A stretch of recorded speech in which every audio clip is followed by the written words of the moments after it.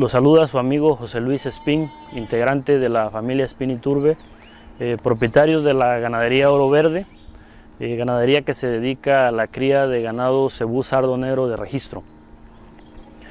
Nos encontramos ubicados en Nuevo Morelos, municipio de Jesús Carranza, Veracruz, México. La ganadería Oro Verde llevamos cerca de 30 años trabajando con el ganado sardo negro. A partir de 1984 se iniciaron los trabajos con la raza, a partir de compras que se hacen a ganaderos que tenían ganado sardo negro en ese entonces, como lo era don Alfonso H. Gómez, Reyes García, el general Velasco, los señores Tomás. Realmente de ellos se inicia el material genético que se empezó a trabajar aquí en Oro Verde. Llevamos 30 años seleccionando un tipo de hembra que nos ha dado resultado aquí en esta zona.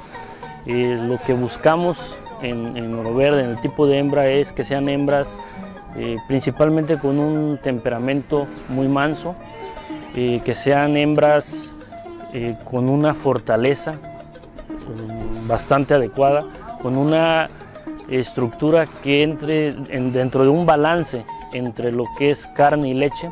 Aprovechamos la adaptabilidad que el sardo negro tiene a este medio, a este clima. Son temperaturas promedio al año de 34-35 grados con una alta humedad. La base de la selección, pues nos hemos basado mucho a los datos productivos que estamos recolectando. Les presento ahorita aquí un lote de vacas de ordeña. Son 30 vacas que están en ordeña. Cuentan con un promedio de 12-13 litros al día. Se ordeñan una vez al día, se le deja una teta al becerro. Es el lote élite de producción, ¿no? Están en potrero, se suplementan con 1 kilo nada más de concentrado. Las vacas de mayor producción entran a este lote.